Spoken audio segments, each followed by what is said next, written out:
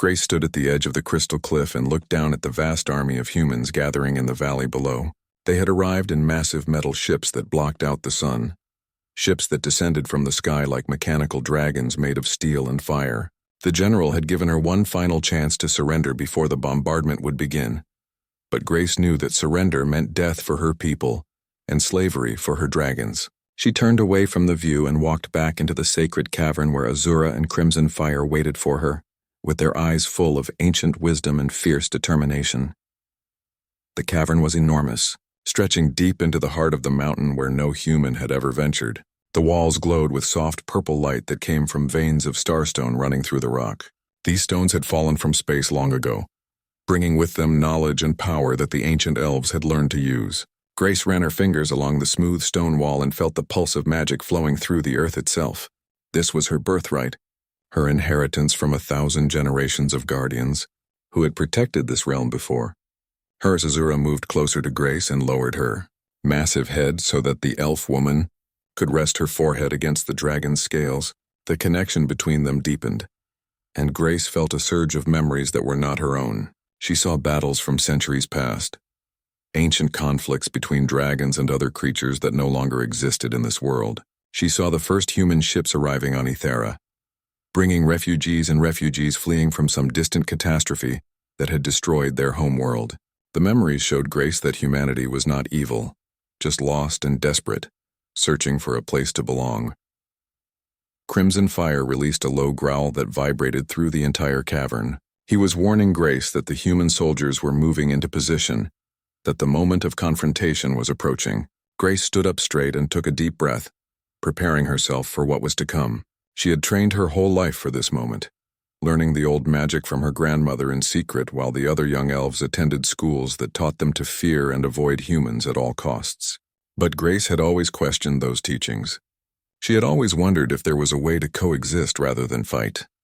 The human soldiers below wore armor made of a material that Grace had never seen before, a substance that was neither metal nor stone but something in between. They carried weapons that shot pulses of energy instead of arrows, weapons that could devastate an entire forest with a single blast. General Fletcher stood at the center of the gathering, a tall man with gray hair and cold eyes that showed no mercy or understanding. Grace had studied his record through the captured data files. He had led conquests on 17 different worlds, each one falling to his strategic brilliance and overwhelming force. Grace knew that she could not defeat him through conventional warfare. Her people had only their magic and their dragons, ancient powers that had not been tested against modern technology in thousands of years. The last time elves had faced a serious threat from another civilization, it had been during the Age of Shadows when demons had tried to invade the mortal realm. That conflict had lasted for 300 years and had nearly destroyed the elven race. In the end, the demons had been banished back to their own dimension, but the cost had been terrible. Entire cities had been destroyed, and the population of elves had dropped from millions to just a few thousand scattered across the hidden realms. Azura suddenly stood up and walked toward the back of the cavern where a massive stone door had begun to glow with brilliant golden light. Crimson Fire followed, and Grace realized that the dragons were calling to her to follow them deeper into the mountain. She hesitated for just a moment, thinking about General Fletcher and his army waiting outside. But then she made her decision. She trusted her dragons completely, and they were leading her toward something important, something that could change everything. The passage behind the golden door was unlike anything Grace had ever seen before. It was not carved from stone like the rest of the cavern system. Instead, it appeared to be made from a crystalline material that hummed with energy and purpose. The walls shifted colors as Grace passed through them, moving from gold to silver to deep blue. She could feel ancient magic thrumming all around her, magic that was far older and far more powerful than anything she had ever encountered before. After walking for what felt like hours but was probably only minutes, Grace emerged into a chamber so vast that she could barely see its far walls. In the center of the chamber stood what appeared to be a massive stone platform, and on that platform lay 7 eggs. They were enormous, each one the size of a human being, and they glowed with colors that ranged from deep purple to brilliant white. These were dragon eggs, but not ordinary ones. These were the eggs of the ancient dragon guardians, creatures that had existed since the beginning of time itself. Grace felt tears running down her face as she understood what this meant. The dragons had brought her here to show her that the next generation of Guardians was ready to be born. Azura and Crimson Fire had been preparing for this moment their entire lives, waiting for the day when they would need to wake the Ancient Ones and bring them into the modern world. But there was a problem. The eggs would take time to hatch, time that Grace and her people did not have with the human army gathering outside. Azura moved to the center of the chamber and began to sing. It was not a sound that Grace's ears could process normally. Instead, it was a vibration that seemed to come from the very earth itself, a frequency that resonated with the dragon eggs and caused them to pulse with brilliant light. Crimson Fire joined in with his own song, and together the two dragons created a harmony that made the entire chamber shake and tremble. Grace understood that they were using their ancient magic to accelerate the hatching process, calling the young dragons to wake and emerge into the world. The first egg began to crack, releasing pulses of white light that filled the entire chamber. Then another egg began to break and another, until all 7 dragon eggs were opening at once. From each egg emerged a young dragon, each one different in color and size, but all of them possessing the same ancient wisdom that Grace saw in Azura and Crimson Fire's eyes. These were not ordinary dragons at all. They were something else entirely, creatures born from the pure essence of magic itself. As the 7 new dragons emerged from their eggs, Grace felt a connection forming between them and herself. She could sense their thoughts and feelings, could understand their desires and their strengths. They were powerful beyond measure, each one capable of destroying an entire city on their own, but they were also gentle and curious. Innocent creatures experiencing the world for the very first time. Grace realized that she had been given a tremendous responsibility, not just to protect these dragons but to guide them and teach them to use their power wisely. Azura approached Grace and touched her forehead with her own, and in that moment, Grace received knowledge that seemed to come from the very dawn of creation. She understood that these 7 ancient dragons had been sleeping for millions of years, waiting for a guardian pure of heart to awaken them. She understood that their power was needed to prevent a catastrophe that would affect not just Ethera, but the entire galaxy. The human invasion was not truly an invasion at all, but a symptom of a much larger problem that threatened all life in the universe. Crimson Fire released a sound that was almost like laughter, a warm and deep rumble that echoed through the chamber and beyond. The sound traveled through the mountain and out into the valley, where General Fletcher's army was gathered. The human soldiers heard it, and many of them felt afraid, a primal fear that their weapons and armor could not protect them against. They could sense that something ancient and powerful had been awakened, something that existed beyond their understanding of the world. Grace emerged from the mountain with the 7 young dragons flying around her in a pattern that seemed almost like a dance. Azura and Crimson Fire flew ahead, their wings creating wind that bent the trees below. The human soldiers scattered as the dragons approached, many of them abandoning their positions and running toward the metal ships in panic.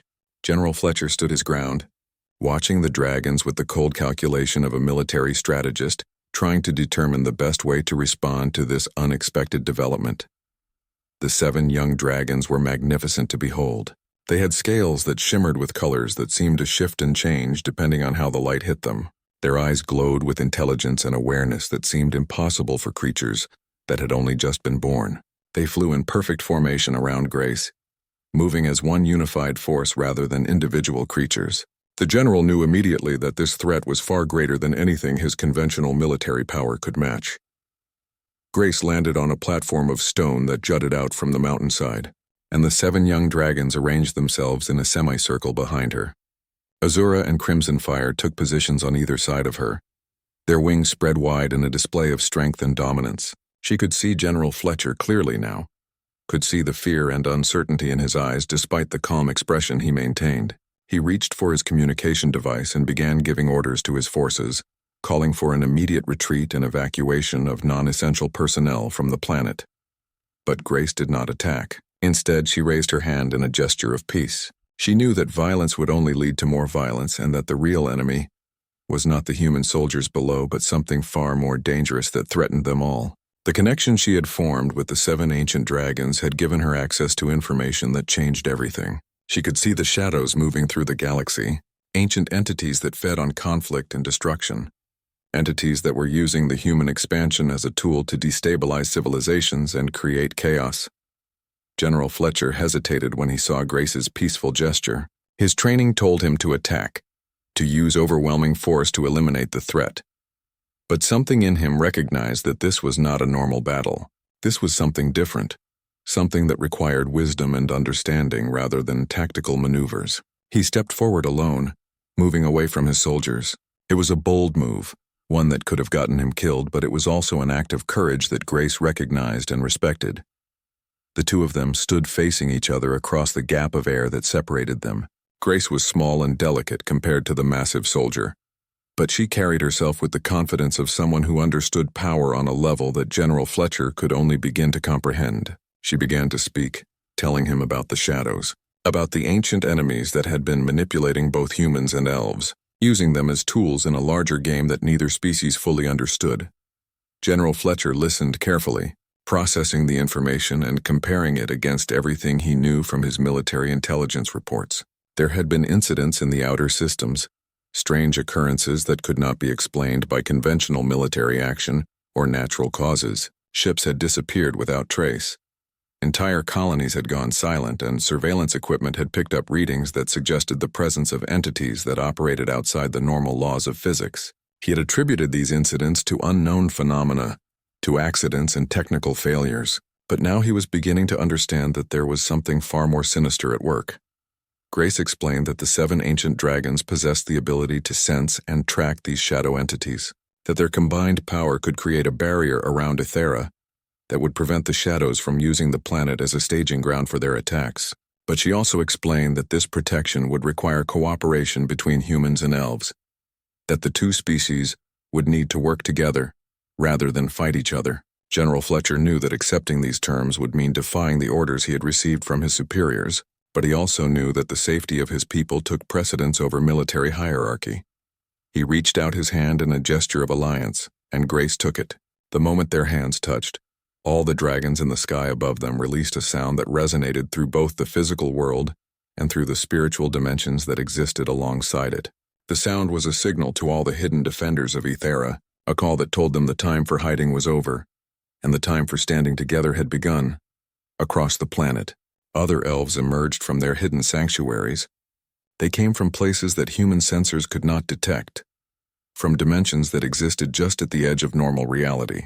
They wore ancient armor and carried weapons made from materials that seemed to exist between solid and ethereal, weapons that could strike at targets in both the physical and spiritual realms. They were not many in number, but they were incredibly powerful, warriors who had trained for countless generations to defend their world against any threat.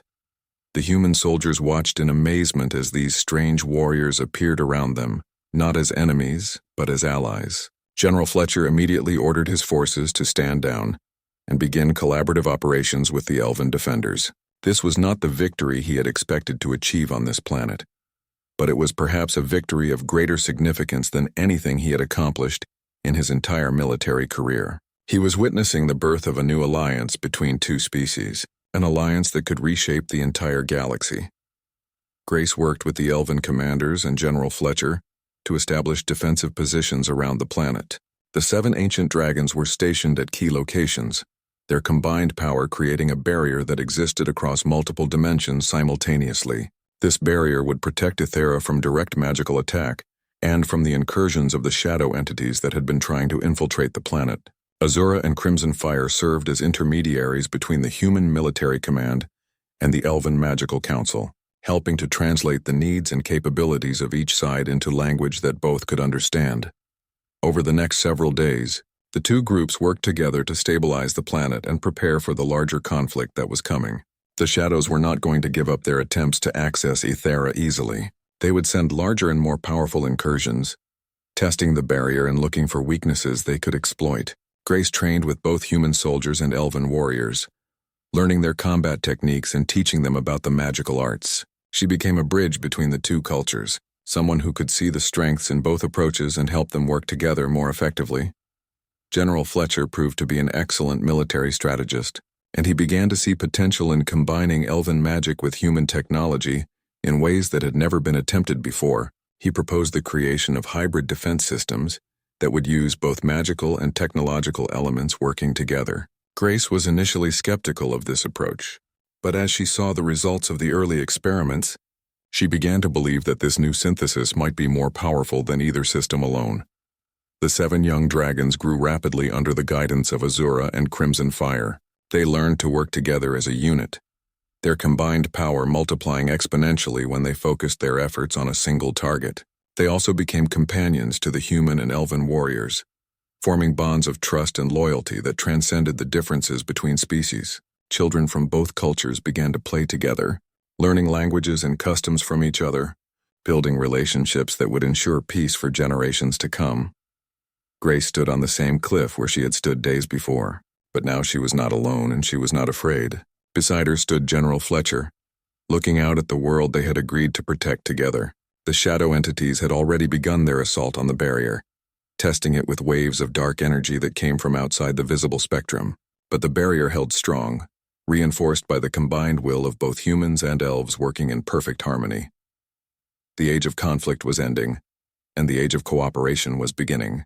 Grace knew that the path ahead would not be easy, that there would be many challenges and many moments of doubt, but she also knew that by standing together, humans and elves had become stronger than they could ever be apart. The ancient dragons had chosen to awaken at this moment because they knew that this world needed unity and cooperation to face the darkness that threatened to consume it all. The first real attack came 3 days after Grace and General Fletcher made their alliance. The shadows did not come from outside Athara as everyone had expected. Instead, they came from within, spreading through the forests and mountains like a dark infection consuming everything in their path. The barrier that had been created by the 7 ancient dragons was designed to prevent shadow entities from entering the planet, but it could not protect against entities that had already found ways to hide inside the physical matter of the world itself. Grace felt the change immediately through her connection with the dragons. She could sense the fear and confusion spreading through the animal populations, could feel the ancient trees crying out as their roots touched the shadow tendrils spreading through the soil. She gathered Azura and Crimson Fire and flew toward the source of the infection, knowing that she had to stop it before it could spread too far. The 7 young dragons followed behind her, their wings beating in perfect synchronization despite their newness to flight. What they found was shocking. The shadows had corrupted an entire valley, turning the lush green forest into something that looked like it belonged to an alien world. The trees had turned black, their trunks twisted and warped into unnatural shapes. The ground itself had become unstable, full of cracks that released thick black smoke into the air. And at the center of all this corruption stood a figure that Grace recognized from the ancient memories that Azura and Crimson Fire had shown her. It was a Shadow Lord, one of the most powerful entities in the Dark Realms, and it was wearing the body of a human like a suit. The human's name had been Marcus, one of General Fletcher's officers. He had been infected by the shadow during a scouting mission to the deeper parts of the continent, and he had been incubating the infection for days, waiting for the moment when it would be strong enough to burst out and take over his entire body. Now that the shadow was in control, it wore Marcus's face and spoke with Marcus's voice, but the eyes were black pools of emptiness that showed no trace of the human who had once lived inside. Grace demanded that the shadow entity release the body and return to its own realm. But the Shadow Lord laughed, a sound that echoed through multiple dimensions and caused pain in the ears of those who heard it. It explained that it had no intention of leaving Athara, that the planet was far too valuable to abandon. The planet sat at a nexus point in space where multiple dimensions converged, a location of incredible magical power. If the shadow could take control of Athara, it could use the planet as a base to spread its influence throughout the entire galaxy. The 7 young dragons attacked without waiting for Grace to give any command. They dove toward the Shadow Lord, unleashing streams of fire and energy that burned with colors that did not exist in the normal spectrum of light. The Shadow Lord responded by raising its hands and summoning walls of dark energy that blocked the attacks. For several minutes the battle raged, with the dragons and the Shadow Lord trading blows that shook the very foundation of the corrupted valley. Azura suddenly understood something that Grace had not yet realized. The Shadow Lord was using Marcus's body to anchor itself to the physical realm. Without that anchor, the entity would be forced back into the shadow dimension where it belonged. Azura flew directly at the Shadow Lord, not attacking with energy or fire, but instead using her ancient magic to target the connection between the shadow and the human body. The Shadow Lord felt the attack and released a scream that shattered rocks and split the ground beneath Grace's feet. It understood what was happening, understood that if it lost the physical anchor, it would lose this plane of existence. In a desperate attempt to maintain control, the Shadow Lord tried to pull more of itself out of the shadow dimension, trying to manifest more fully in the physical world. But that was exactly what Azura had been hoping for. As more of the shadow entity pulled itself into Ethera, it became more vulnerable to attack from the physical world. The 7 young dragons focused all their power on the manifestation, striking at the Shadow Lord with coordinated precision. Their combined power was enough to overwhelm the entity's defenses. The Shadow Lord released a final scream that echoed across the planet, and then it began to dissolve, its form breaking apart into wisps of dark smoke that scattered in the wind. The human body of Marcus collapsed to the ground, and Grace rushed to check if there was any life still remaining in it. She found a faint pulse, a small spark of consciousness still clinging to existence despite the trauma of being possessed by a shadow entity. She worked quickly, using ancient elven healing magic to stabilize Marcus and help his mind reconnect with his body. It took hours of careful work, but eventually Marcus opened his eyes and looked up at Grace with confusion and fear. Grace explained what had happened to him, about the shadow possession and the battle that had raged within and around his body. Marcus wept when he understood the scope of what he had endured, grateful to be alive but traumatized by the experience. Grace knew that his recovery would take time, that the experience of being possessed would leave psychological scars that would take years to heal. She made a promise to Marcus that she would help him, and that the alliance between humans and elves would ensure that no one had to face such horrors alone. The infected valley slowly began to recover as the shadow influence receded. The twisted black trees slowly returned to their natural green color. The corrupted ground began to stabilize, and the animals that had fled the area began to return. The 7 young dragons rested after the battle, their bodies exhausted from the intense effort they had expended. Azura and Crimson Fire stayed close to Grace, their presence providing comfort and reassurance that they had survived the encounter. General Fletcher arrived with a team of human soldiers and elven warriors to help secure the valley and conduct a full search for any remaining traces of shadow infection. He brought news that the barrier around the planet was still holding strong, that the attack from within had been isolated and contained. But the general also brought warning that this would not be the last attack, that the shadows would continue to try to find ways to infiltrate Ethera and establish a permanent foothold on the planet. Grace and General Fletcher held a joint meeting with all the military commanders and magical councils to discuss strategies for preventing future infiltrations. They created a new protocol where humans and elves would work together in patrol teams, allowing the magical perception of the elves to combine with the technological detection systems of the humans. This hybrid approach proved to be incredibly effective, catching several small shadow incursions before they could grow large enough to pose a serious threat. Over the next few weeks, a new society began to form on Ethera. Human military bases were established alongside elven sanctuaries, and the 2 communities began to share resources and knowledge. Scientists from both species worked together to study the shadow entities, trying to understand how they operated and how to develop more effective defenses against them. Medics trained together, learning healing techniques from both the technological and magical traditions. Grace became known as the Guardian of 2 Worlds, the elf who had bridged the gap between species and created peace where conflict had seemed inevitable. Children in both communities learned her story and grew up believing that cooperation and understanding were possible between any 2 groups, no matter how different they might be. The dragons, particularly Azura and Crimson Fire, became symbols of hope and unity, living proof that ancient enemies could work together toward common goals.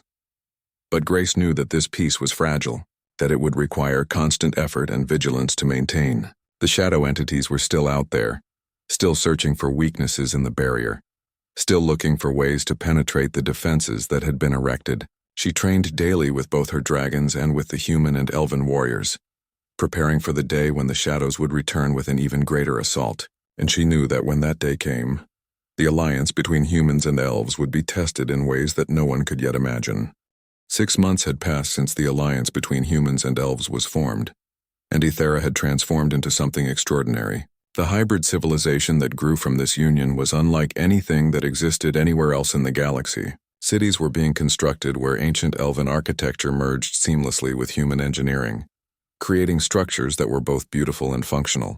Schools taught both magic and science to children of both species, preparing them for a future where such cooperation would be considered normal rather than miraculous. Grace had become the official ambassador between the human government and the elven councils. Her role was to mediate disputes, to help both species understand each other's perspectives and needs, and to ensure that the peace they had built remained strong and resilient. She spent her days moving between the human military command center and the elven council chambers, translating not just languages but entire ways of thinking and being. Azura and Crimson Fire had become legendary figures in both communities.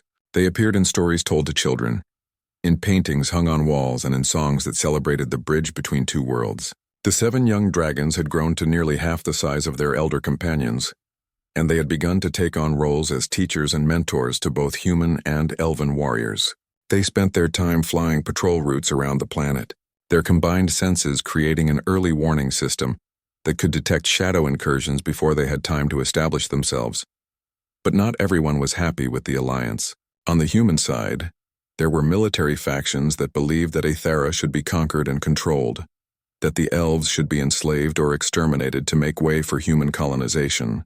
These hardliners sent agents to try to destabilize the peace, to create incidents that would turn humans against elves and restart the war before it had truly ended. Similar factions existed among the elves, traditionalists who believed that cooperation with humans was a betrayal of their ancient heritage and that the old ways of isolation should be restored. Grace discovered the conspiracy when she was returning from a meeting with General Fletcher. Her dragons sensed danger before she could perceive it consciously, and they banked sharply away from their planned flight path, just as a missile streaked through the sky where they had been only seconds before. Azura and Crimson Fire immediately identified the source of the attack. It came from a hidden military base in the mountains, a facility that was nominally under human control, but that had gone dark during the integration process. Grace flew directly to General Fletcher with news of the attack. The general's face grew dark with anger and shame when he understood what had happened. One of his own people had betrayed the alliance and tried to kill the elf, who had become the symbol of peace between their species. He immediately mobilized forces to investigate the base and arrest the conspirators. But Grace urged caution. She explained that a military crackdown might drive the hardliners further underground and cause them to become more violent in their resistance. Instead, Grace proposed something different. She asked if General Fletcher would allow her to meet with the conspirators, to speak with them directly and try to understand what had driven them to such extremes. The general was skeptical, arguing that it was too dangerous and that such an action would send the wrong message about the consequences of betrayal. But Grace was convinced that violence would only perpetuate the cycle of conflict that she had worked so hard to break.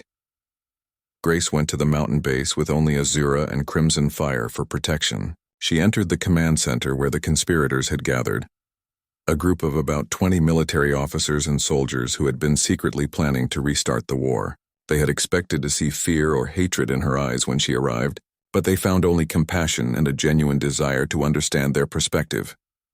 She asked them why they had chosen to betray the alliance, why they felt so strongly that the war needed to continue. The officers explained their concerns about human security, about the fear that allowing elves to retain their magical power would eventually lead to human subjugation. They spoke of ancient conflicts from human history, where indigenous populations had been pushed aside by more technologically advanced civilizations, and they worried that a similar fate might befall humanity if they did not maintain military supremacy. Grace listened carefully to every word, and when they had finished, she responded not with anger or condemnation, but with acknowledgement and respect. She admitted that their fears were not baseless, that history had indeed shown many examples of the stronger civilization dominating the weaker. But she also explained something that they had not considered. She told them that in all of human history, there had been no example of a situation where two equally powerful groups had chosen to cooperate rather than fight for dominance. The alliance between humans and elves was genuinely unprecedented, and it was working precisely because both sides had chosen to trust each other rather than compete for power. She also pointed out that the 7 ancient dragons existed and were currently allied with both species. If humans tried to dominate elves or elves tried to dominate humans, the dragons would prevent either outcome. The balance of power was genuinely equal, which meant that the only viable path forward was one of genuine cooperation and mutual respect. Grace explained that this was not a weakness but the greatest strength that either species could possess. Some of the officers were unconvinced, but others began to see the wisdom in what Grace was saying. Eventually, most of them agreed to stand down and allow themselves to be taken into custody for investigation and trial. A few remained defiant, but they were now outnumbered by their fellow officers who had chosen to support the alliance. Similar events were happening among the elves. A group of traditionalist elves had created their own resistance network, secretly working to undermine the alliance and drive humans off the planet. Grace discovered this conspiracy when Azura sensed a magical ritual being performed in a hidden sanctuary. Grace traveled there with the young dragons and found the traditionalists in the middle of a spell designed to weaken the barrier around the planet and create an opening for shadow entities to breach it from the outside. Grace stopped the ritual before it could be completed, and she addressed the traditionalists with the same compassion and understanding that she had shown to the human conspirators. She explained that tradition was important, but that traditions existed to serve living people, not to dominate them. She told them that the integration of human and elf would not destroy their culture, but would instead enrich it by combining two ancient traditions into something new and beautiful. The traditionalists were harder to convince than the human conspirators, but Grace persisted. She spoke of the dragons and of the ancient history that had been revealed to her when she touched their minds. She explained that the earliest elves and the earliest humans had actually originated from the same source, that they were distant cousins, separated by thousands of years of evolution and environmental adaptation. If they could accept this truth, then maybe they could also accept that reunion between the species was not betrayal, but a return to something ancient and true. Over time, even the most stubborn traditionalists came to understand the value of what Grace was trying to build. They did not abandon their culture or their traditions, but instead they learned to adapt those traditions to include both human and elf perspectives. The result was a richer, more complex culture than either species could have created alone. General Fletcher and the Elven Council leaders worked together to reform their justice systems and security protocols to prevent future conspiracies. They created oversight committees that included members from both species, ensuring that no single group could secretly plan against the alliance without being discovered. They also worked on education and propaganda, changing the narratives that both humans and elves had been taught about each other for generations. Slowly but surely, the conspiracy was uncovered and neutralized. The real conspirators were brought to trial and sentenced fairly, and the communities that had supported them began to understand the futility of resistance.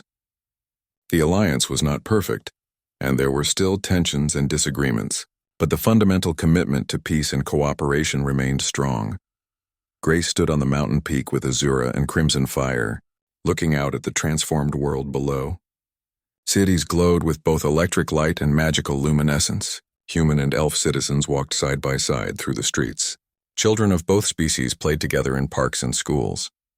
The barrier around the planet shimmered with golden light, a visible reminder of the power that came from unity. The shadow entities were still out there, still searching for ways to infiltrate Ethera and establish their dark influence. But Grace knew that as long as humans and elves stood together, as long as they continued to choose cooperation over conflict, the barrier would hold. The ancient dragons had chosen to awaken in her time, not just to protect a single planet, but to teach two species a lesson that would echo through the ages. Together they were strong. Divided they would fall. 1 year after the alliance was formed, Grace stood at the grand opening of the first university on Ethera that would teach both humans and elves together in the same halls.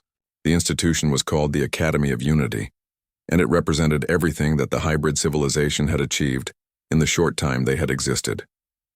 Thousands of students from both species walked through its doors each day, learning science and magic, engineering and ancient lore, all under the same roof with teachers who understood how to combine both traditions into a coherent educational system. General Fletcher had retired from active military command and had become the Chancellor of the Academy's Human Division.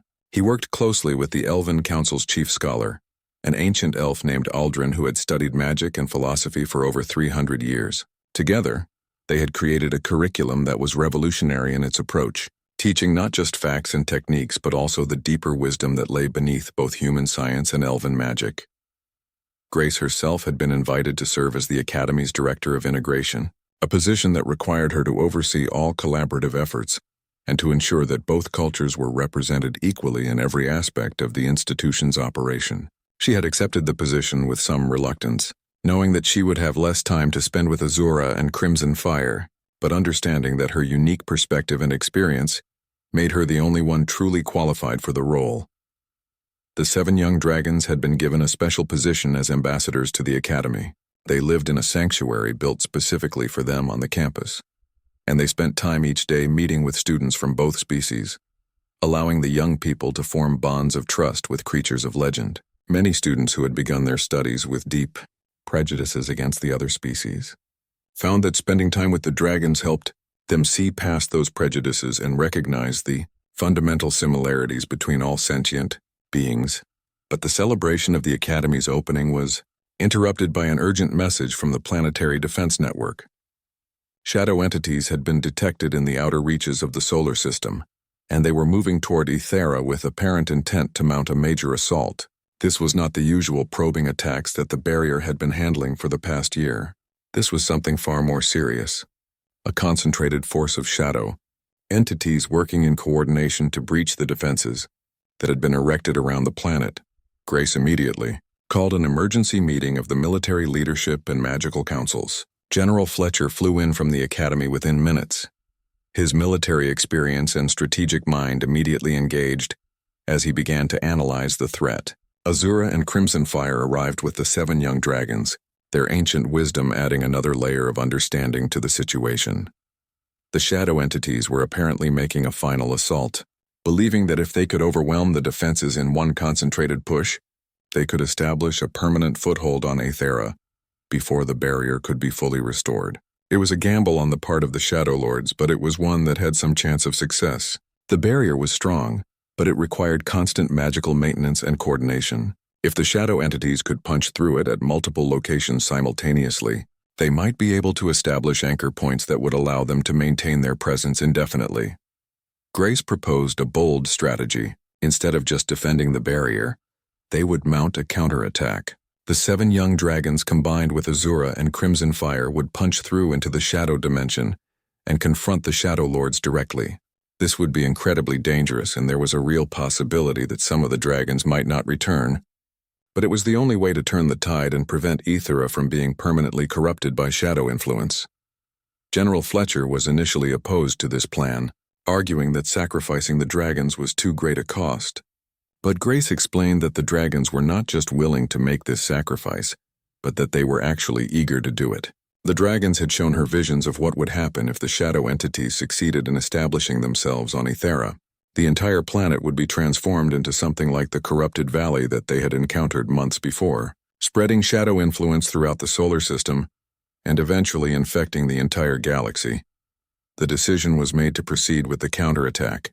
Grace spent the night before the battle with Azura and Crimson Fire, and they shared memories and knowledge that had been passed down through countless generations of dragons. She learned about the true nature of the shadow entities, about how they had originated in a dimension that existed outside normal space and time, and about how they had been attempting to invade the material realms for millions of years.